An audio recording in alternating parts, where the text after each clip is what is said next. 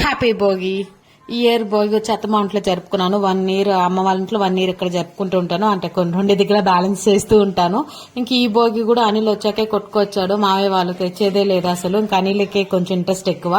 మా ఇంట్లో అయితే ఒకరికి ఒకరు పోటీ పెట్టుకుంటాం ఎవరిది హైయెస్ట్ భోగి అని. కాబట్టి ఎక్కువ ఉంటది అవి మండలంతా కూడా.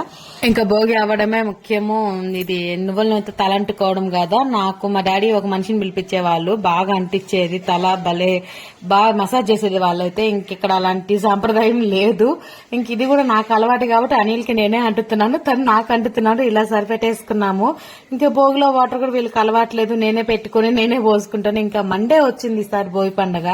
సో ఇంకెలాంటి నాన్ వెజ్ ఐటమ్స్ ఉండవు కాబట్టి ఇలా వెజ్ టిఫిన్స్ అయితే మేనేజ్ చేసేసాను. ఇంకా హెడ్ బాత్ చేసేసి వెళ్లి పూజ చేసేసుకున్నాను. పూజ అంతా అయ్యేసరికి 10 అయింది. ఇంకా వెళ్లి టిఫిన్ చేసేసాము నేను మా ఆయన. ఆరాంగా కూర్చొని అటు ఇటు తింటూ మాట్లాడుకుంటూ కాసేపు. ఇంక తర్వాత ఫొటోస్ అని చెప్పి వీడియోస్ అని అలా కొంచెం అయిపోయింది. కానీ అసలు ఫుల్ వాన పడతా ఉంది. భోగి వేసుకునేంత వరకే టైం ఇచ్చింది. ఆఫ్టర్ నుంచి ఫుల్ వాన పడతా ఉంది. ఎక్కడికి వెళ్ళడానికి లేదు, టెంపుల్ కి వెళ్ళడానికి కూడా లేదు. అసలు ఆ టైప్ లో పడింది. ఆఫ్టర్నూన్ ఫుడ్ అయ్యాక మంచిగా స్లీప్ వేసి లేసాను. ఈవినింగ్ అయినా గుడికి వెళ్దామని చెప్పి అప్పుడు కూడా వాన పడుతూనే ఉంది.